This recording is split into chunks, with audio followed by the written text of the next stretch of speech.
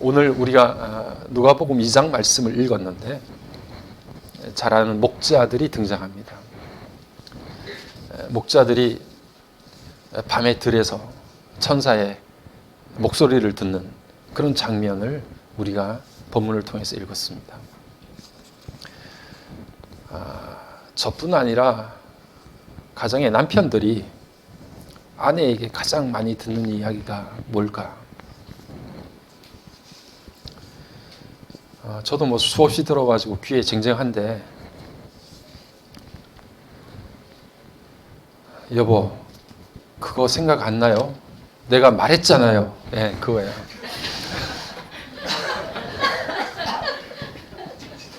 네, 너무 많이 듣습니다. 결혼 생활의 제일 큰 어려움이 이거예요. 내가 말했잖아요. 생각 안 나요? 이 이야기예요.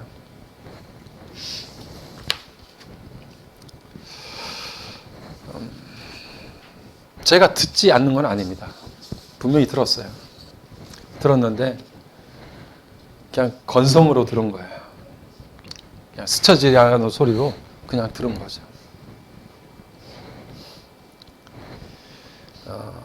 남편이든 아내든 처음에 몇 마디를 듣고 이제 오래 살다 보니까 넘겨짚습니다. 아, 저렇게 말했겠지 라고 생각하고 넘겨짚는 거예요. 정확한 의도와 이야기들을 끝까지 주의를 집중해서 듣지 않습니다.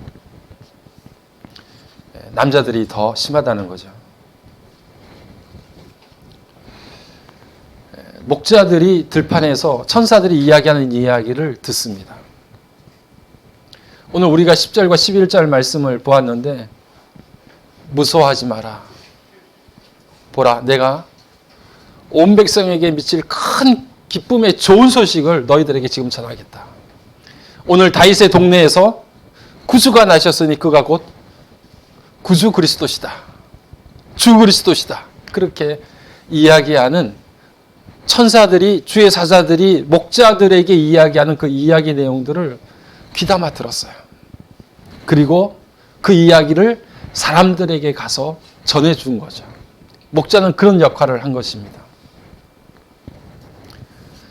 목자가 들에서 양을 치다가,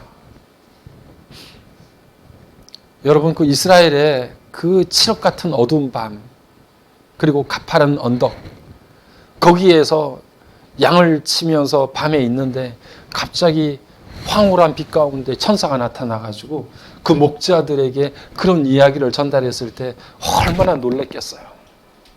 네. 정말 목자들은 그 이야기가 막 실감나게 들렸을 거예요. 잊어버릴 수 없는 너무나 놀라운 경험으로 그렇게 목자들이 그 이야기를 들었겠죠. 자, 그런데 여러분, 들에서 목자들이 그렇게 주의 천사들이 이야기하는 이야기를 들었을 때 그것은 집중할 수밖에 없었고, 야, 내가 눈으로 확인하면서 듣는데 그 이야기를 어떻게 듣지 않을 수가 있겠고 정신을 차리지 않고 그 이야기를 들을 수 있겠어요. 너무 분명하게 잘 들었겠죠. 그런데 그렇게 들었던 목자들이 요셉과 마리아를 만나고 그 주변에 많은 사람들이 있는데 그곳에서 내가 들판에서 이런 일을 경험하고 이런 이야기를 들었다라고 전했을 때 그 이야기를 들었던 다른 사람들은 과연 목자들이, 주의 사자 천사들이 어두운 밤에 그렇게 빛 가운데 나타나서 그에게 들려주었던 그 이야기들을 들었을 때 느꼈던 감정처럼 그렇게 들었을까요? 아마 훨씬 더 거기에 집중이 떨어졌을 거예요. 그래서 오늘 우리가 읽었던 18절과 19절 말씀을 보니까 듣는 자가 다 목자들이 그들에게 말한 것들을 놀랍게 여기되 이렇게 이야기합니다. 마리아는 이 모든 말들을 마음에 새기어 생각하니라, 이렇게 이야기를 했어요. 듣는 사람들이 목자가 이야기하는 그 이야기에 대해서 놀라기는 했지만, 그렇게 했지만 마리아만은 그것을 마음에 새기고 생각하였다라고 이야기하는 것은 마리아 이외에는 놀랍고 쟤네들이 그런 이야기를 들었대. 천사들이 와서 그렇게 이야기했나 봐. 이렇게 놀라고 당황스럽기는 했지만 그 사실이 진짜 나에게 들려지는 하나님의 음성으로 하나님의 이야기로 마음에 새기거나 마리아처럼 그렇게 깊이 생각하지 않았다는 이야기예요. 당시의 목자들이 그렇게 많이 배운 사람들이 아닙니다. 그 넓은 들판에 어느 한쪽 귀퉁이에서 양치고 있는 사람들을 세상이 어떻게 알아주겠어요? 그 사람이 어떤 사람인지. 너무 평범하고 수준 이하의 사람들이에요. 평균 이하의 사람들이에요. 그런 사람들이 달려와서 내가 조금 전에 들판에서 천사들이 우리들에게 이야기를 했는데 이런 이야기를 했어 라고 이야기를 하는데, 야, 쟤네들 뭐 배운 것도 없고 말주변도 그렇게 좋지 않은 애들인데 우리가 굳이 저 친구들의 이야기를 그렇게 믿어야 돼? 이야기를 들어야 돼? 그래서 뭐 지네들끼리 그렇게 좀 놀라운 일을 경험했나 보지. 이 정도로 받아들이는 거예요. 오늘 우리가 믿는 신앙도 여러분 이 땅 가운데 성경책 한 권 딱 이거 남아있는 거예요. 그리고 이 성경책의 내용을 가르치는 사람도 목사를 비롯해서 사람들입니다. 그가 교사이든 무엇이든지 간에. 그런데 대부분 말씀을 가르치는 사람들이 변변치 않을 경우가 많아요. 나보다 똑똑치 못할 경우도 있고 뭐 그렇게 뛰어나지 못할 수도 있고 흠이 많을 수도 있고 모자랄 수도 있고 부족할 수도 있고 말씀을 전하는 사람들의 모습이 그럴 수가 있는 거예요. 마치 목자들이 사람들에게 와서 그 이야기를 전해 주었던 것처럼, 야, 목자 주제에 뭐 그렇게 대단한 것처럼 우리들한테 그렇게 호들갑을 떨면서 그런 이야기를 해? 라고 이야기하면서 생각하면서 그 이야기에 대해서 딱 내 앞에서 차단을 하고 말 때가 너무나 많습니다. 나와 비교해서 그 사람들이 그렇게 탁월하고 뛰어난 사람들이 아니기 때문이죠. 우리는 하나님의 말씀 앞에서 그렇게 주의력을 갖지 못합니다. 그러니 특별히 우리 목사님들도 마찬가지예요. 우리 목사님들이 강단에서 말씀을 전하는데 그 말씀을 전할 때 목사가 모자라거나 부족할 때가 많거든요. 특별히 가족들이 보기에는 더 심하죠. 한평생 같이 살아왔던 그런 삶을 이렇게 곁에서 봤던 사람들은 어이구 너나 잘 살아라 뭐 이렇게 생각할 수도 있는 거예요. 그러지는 않겠지만, 그러니 목자가 와서 내가 들었던 말씀, 내가 확신했던 그 말씀을 사람들에게 전할 때 그 말씀을 얼마나 그렇게 효과적으로 신뢰하면서 그렇게 들었겠어요. 너무나 많은 사람들이 그것이 내 마음에 새겨질 정도로 마리아처럼 그렇게 듣지 않았던 거예요. 그냥 흘려버리는 이야기 정도. 그렇게 생각을 했던 거죠. 요즘에 나이가 적으나 많으나 주의력 결핍 장애라고 하는 ADHD를 앓는 사람들이 많습니다. 성인들 중에도 많아요. 한 군데 깊이 집중하지 못합니다. 주의를 기울이지 못해요. 조금만 자극이 있고 충동이 있어도 과잉 행동을 합니다. 그래서 우리는 나도 혹시 이런 거 아니야? 라고 의심할 때도 있어요. 점점 더 우리는 한 가지에 집중하거나 주의력을 기울이기가 너무 힘들고 어려운 상황들을 많이 맞이합니다.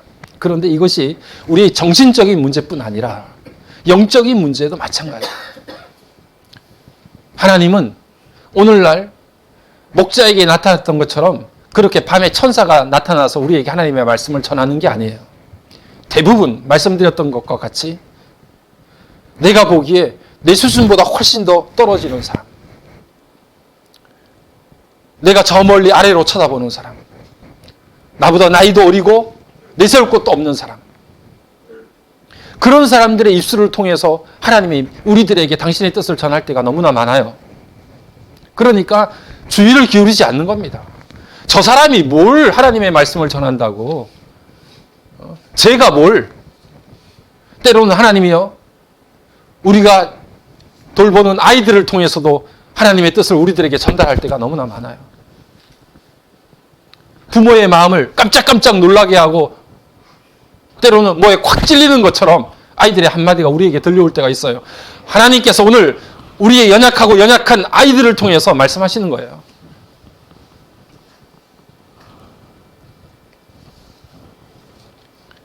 민수기 22장 말씀을 보면 발람 선지자라고 하는 선지자의 이야기가 나옵니다. 발람 선지자가 나귀를 타고 길을 가요. 그런데 나귀의 눈에는 보이는 거예요. 하나님의 천사가 시퍼런 칼을 꺼내고 지금 길에서 이 길을 지키고 있는 거예요. 나귀는 조금만 더 가면 내 등에 태운 주인이 죽을지도 모른다는 생각을 해요. 그래서 나귀는 그 앞에서 걸음을 멈추고 더 이상 가지 않습니다. 그런데 발람은 그것을 보지 못해요. 그래서 자기가 계속해서 타고 다녔던 나귀를 계속해서 지팡이로 내리칩니다. 왜 안 가냐고. 이 녀석 주인의 말을 안 들어? 하고서 계속 내리쳐요. 그런데도 나귀는 가지 않고 버팁니다. 그때 하나님께서 나귀의 입을 여셔서 발람 선지자에게 이야기를 하세요. 그때서야 비로소 발람의 눈이 열리고 저 앞에 칼을 빼고 서 있는 하나님의 천사를 보게 됩니다. 아, 나귀가 그래서 길을 더 이상 가지 못했구나. 그것을 깨닫게 돼요.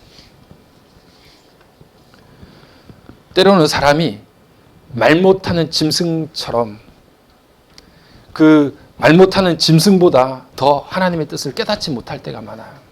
그런데 하나님께서는 그렇게 연약한 짐승을 통해서도 발람 선지자에게 이야기를 전하세요.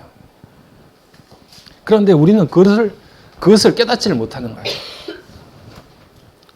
야, 저런 수준에 저런 녀석이 무슨 이야기를 해?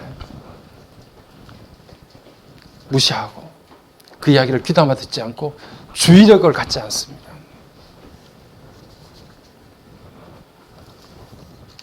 여러분, 설교도 마찬가지 아니에요? 설교도 오늘 본문을 우리가 읽어보면, 그리고 설교자가 설교를 시작해서 한 1, 2분 말씀을 전하다 보면 대부분 우리들 마음속에 딱 대지가 정해지고 서론, 본론, 결론이 딱 떠오르게 돼요. 그래서 한 1, 2분 듣고 2, 3분 지나가다 보면 아, 오늘 뭐 어떤 결론을 내리겠다. 또 기도하라고 하는 이야기고 또 말씀 보라는 이야기고 또 하나님의 뜻에 잘 순종하라고 하는 이야기겠지라고 생각하고 딱 마음을 차단하는 거예요. 그리고선 그 다음부터는 머릿속에서 이곳저곳을 헤매고 다녀요. 새로 지을 집도 짓고 헐고 또 이번 주에 갚을 돈도 계산해보고 막 여러 가지 생각들을 계속하고. 제가 언젠가 유진 피터슨 목사님 이야기를 했던 적이 있는데, 유진 피터슨 목사님이 그렇게 유명한 목사님인데도 목회를 하면서 말씀을 전하는데 사람들의 모습 가운데 너무 실망하고 힘들었던 적이 많았다고 그렇게 이야기를 하더라고요. 대부분 사람들이 오면 그냥 첫 찬송가가 시작되면서부터 깊은 잠에 이제 떨어지기 시작하는 모습도 보게 되고, 그리고 찬양대에서는 진짜 자기네들끼리 막 그 쪽지를 이렇게 돌리는데, 예배 시간에 무슨 쪽지를 이렇게 돌리나 이렇게 생각을 하면서 의아해했는데, 나중에 그 쪽지를 보니까 그 쪽지에 이번 주에 증권 동향 뭐 이런 거 적어가지고 찬양대끼리 서로 돌리면서 이번 주에 어떤 게 오를까 내릴까 뭐 이거 이제 보면서 그거 돌리고 있더라는 거예요. 이게 꾸며낸 이야기가 아니라 목사님이 실제로 목회를 하실 때 일어난 일이에요. 너무 힘들고 어렵더래요.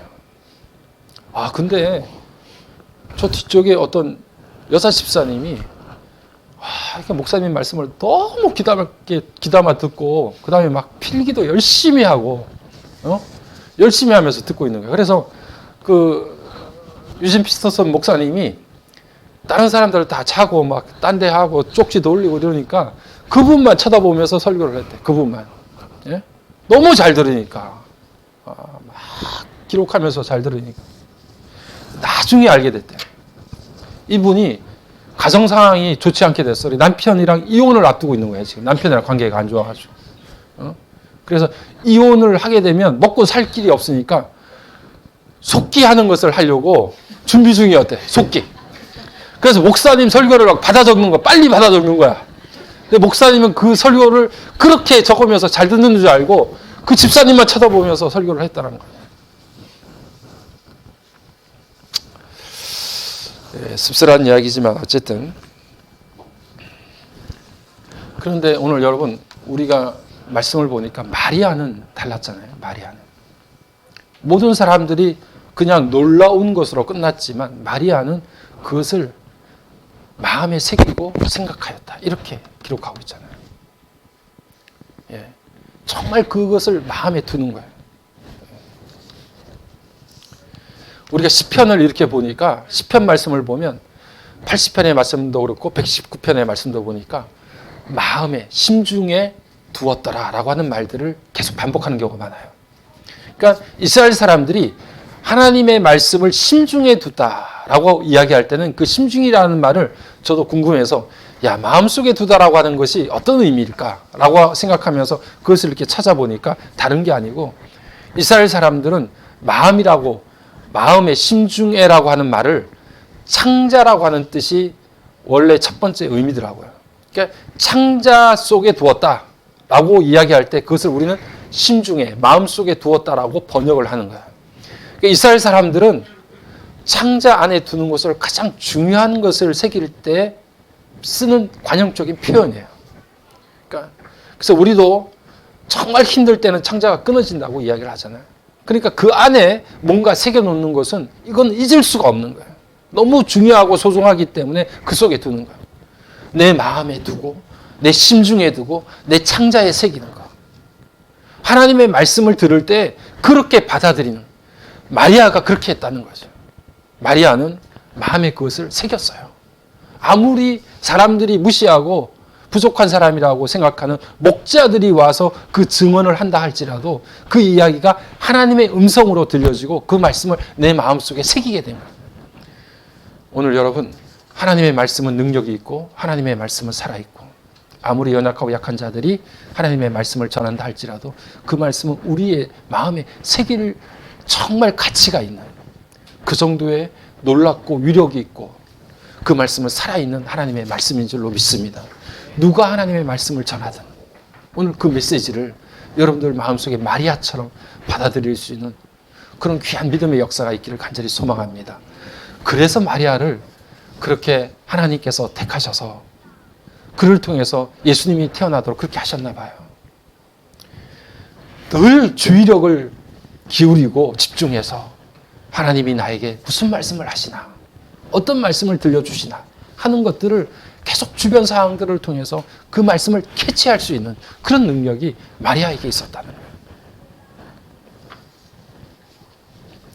상대방의 이야기를 제대로 집중해서 듣지 않고 흘려듣는 게 결혼 생활에도 문제가 되지만 하나님과 우리 사이에도 문제가 돼요. 계속해서 영적인 주의력이 떨어지게 되면 결국 하나님에 대해서, 하나님의 음성에 대해서 귀를 닫게 돼요. 그리고 내가 스스로 생각하는 것이 마치 하나님의 뜻인 양 그렇게 둔갑시키게 되고 그렇게 잘못된 길을 자꾸 걸어가게 됩니다. 어느 목사님이 성경을 묵상하는 세미나에 참여하게 됐는데 거기에 참여해 보니까 강사 목사님이 참여한 모든 사람들에게 그렇게 이야기를 한 거예요. 마가복음 1장 17절 말씀을 여러분 읽으시고요. 30분 동안 묵상을 하세요. 그리고 그 마가복음 1장 17절에서 내가 받을 수 있는 말씀의 교훈을 30가지를 기록해 보세요. 이렇게 이야기를 한 거예요. 마가복음 1장 17절 말씀은 예수님께서 너희는 나를 따라오너라. 내가 너희를 사람을 낚는 어부가 되게 하리라. 그 말씀이거든요. 우리가 잘 아는 말씀 중에 하나예요. 근데 그 말씀을 사람들에게 알려주고 이 말씀을 가지고 30분 묵상을 하고 30가지 교훈을 적으라고 그렇게 이야기를 하는 거예요. 참여한 모든 분들이 대부분 목사님들인데, 목사님이 거기에 참여한 목사님이 생각하기에 아무리 뒤지고 뭐 별별 생각을 다 하고 해도 그 마가복음 1장 17절을 10분 동안 생각하니까 더 이상 생각할 게 없더래요. 그 한 절에 30개의 교훈을 받아 적을 만한 게 나타나지가 않는 거예요. 10분 생각하니까 더 이상 생각할 게 없어. 그런데도 강사가 몇 분 동안 생각하라고 그랬어요? 30분 동안. 그러니까 30분 동안 생각하고 30가지 교훈을 적으라고 하니까, 그 강사가 그러라고 하니까 계속해서 10분이면 더 이상 생각할 것이 없었는데 20분 동안 더 본문을 가지고 계속해서 본 거예요. 그런데 그분의 책을 보니까 그렇게 이야기했더라고요. 이게 10분만 봐서 모든 게 끝났다고 생각했는데 강사가 시키는 대로 20분을, 30분까지 20분을 더 보는 동안에 내가 전혀 보지 못했던 것들이 보이기 시작했습니다. 이렇게 이야기하더라고요. 30분이 다 됐을 즈음에 강사가 그러더래요. 자, 여러분 30가지를 다 적으셨나요? 그 중에서 가장 내가 실천하고 나에게 가장 도전이 되었던 말씀 한 가지 교훈을 한번 체크해 보세요. 모두가 다 거기에 체크했어요. 그랬더니 그 강사가 하는 이야기가 그 한 가지를 발견할 때까지 시간이 얼마나 걸렸습니까? 이렇게 이야기하는 거예요. 내게 가장 도전이 되고 챌린지가 되었던 말씀을 찾았을 때까지 시간이 얼마나 소요됐어요? 라고 물어보면서 5분 안에 그 말씀을 발견한 사람이 있으면 손 들으세요. 10분 안에, 15분 안에, 20분 안에 계속해서 손을 들라고 하는데 거의 없더라는 거예요. 20분이 돼서야 몇몇 사람이 손을 들고 25분을 이야기했을 때 많은 사람들이 손을 들더라고요. 여러분, 우리는 한번 슬쩍 보고서 지나가요. 저 역시 그렇습니다.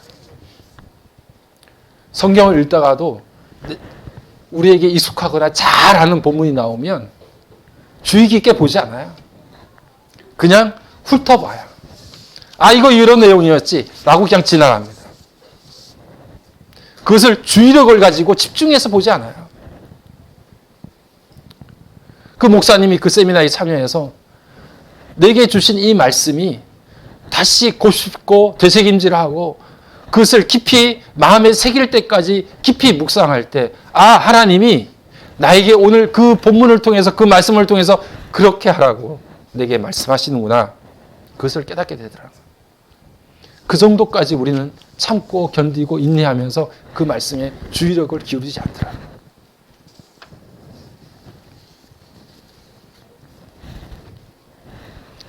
마음에 새기고 그것을 깊이 생각하는 것은 여러분 정말 그 말씀이 우리를 장악하도록 만드는 거예요. 그렇게 우리가 말씀에 주의력을 기울이고 집중할 때 그 말씀이 우리를 사로잡아요. 말씀이 우리 삶 가운데 영향력을 미치게 돼요. 건성으로 귓등으로 듣고 그렇게 흘려보내는 말씀이 우리에게 영향력을 미치지 않아요. 내가 그 말씀을 깊이 새기고 그 말씀을 내 속에 받아들일 정도로 주의력을 집중할 때 그때 비로소 그 말씀이 내 삶 가운데 영향을 미쳐요. 그렇게 되어진 말씀을 내 마음에 새긴 말씀이다. 그렇게 이야기하는 거예요. 오늘 마리아는 그 변변찮은 목자들이 경험하고 들었던 말씀을 자신에게 전해줄 때 다른 사람은 어떨지 모르지만 그 말씀이 나를 장악하고 압도하고 영향력을 미치는 살아있는 하나님의 말씀으로 마음에 새기고 들었던 거예요. 오늘 그렇게 말씀을 여러분 심령 가운데 받아들일 수 있는 우리 다빈 공동체, 우리 가족들 되기를 주님의 이름으로 간절히 축복합니다.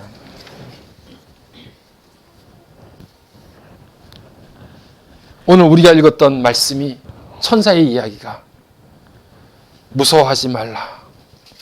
오늘 내가 너희에게 온 백성에게 미칠 큰 기쁨의 좋은 소식을 전하겠다. 오늘 다윗의 동네에 너희를 위해서 구주가 나셨는데 그분이 곧 구주 예수 그리스도시다 라고 하는 것을 오늘 천사가 바로 목자들을 통해서, 그리고 그 목자를 통해서 주변의 모든 사람들에게 그 소식을 전하게 된 거죠. 강보에 쌓여 구유에 누인 아기를 보리니 이것이 너희에게 표적이라고, 이것이 너희들에게 사인이 된다고 그렇게 말씀을 하십니다.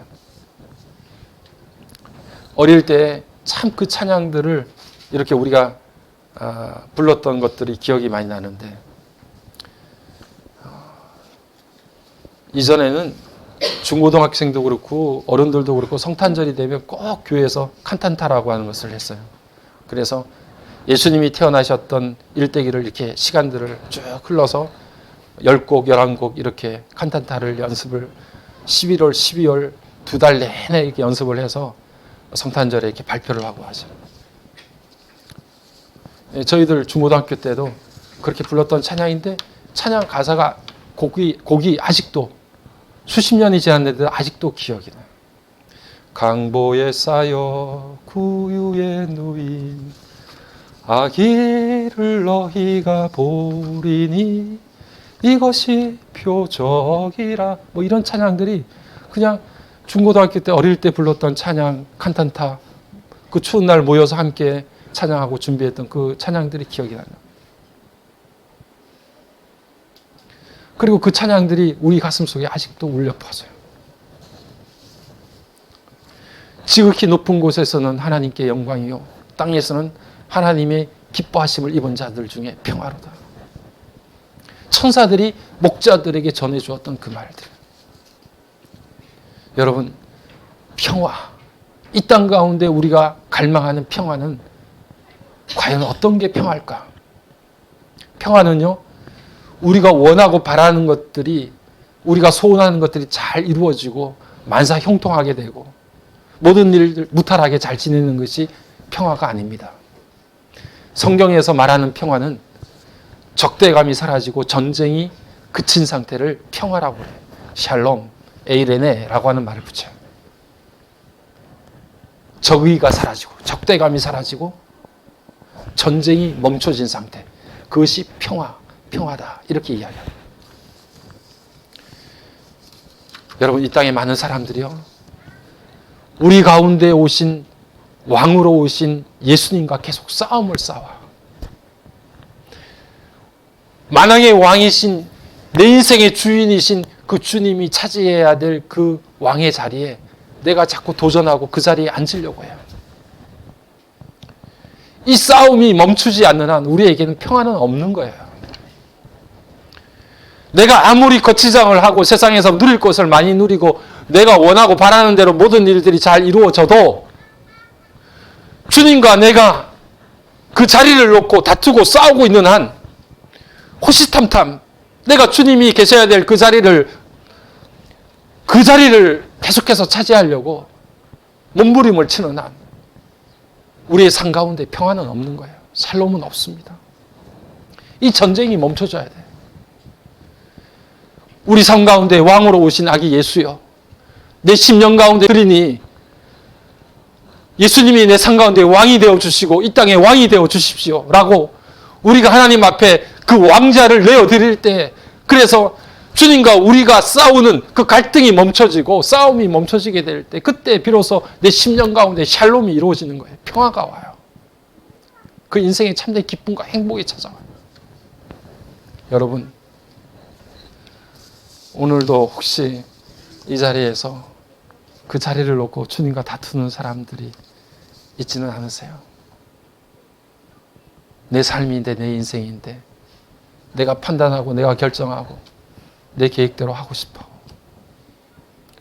주님 잠깐 물러가 주세요 라고 이야기하는 갈등과 분쟁이 계속 일어나는 한 내 삶 가운데 참된 평화, 기쁨은 없는 거예요. 여러분 생각해 보세요. 주님,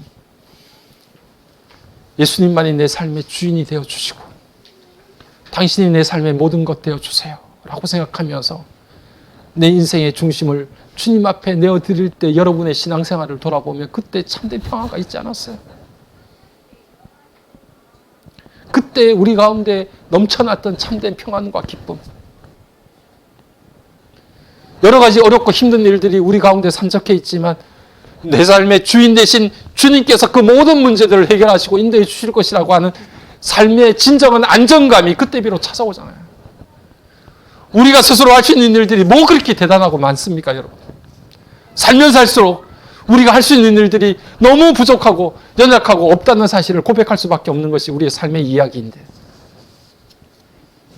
오늘 성탄절을 통해서 우리 가운데 왕으로 오신 그 아기 예수님을 여러분의 삶 가운데 주인과 왕으로 모시기를, 그 자리를 내어 주시기를 간절히 소망합니다. 그러므로 인해서 여러분의 인생과 가정 가운데 참된 샬롬, 평화가 비로소 여러분 가운데 충만하게 임하여지기를 주의 이름으로 간절히 축복합니다.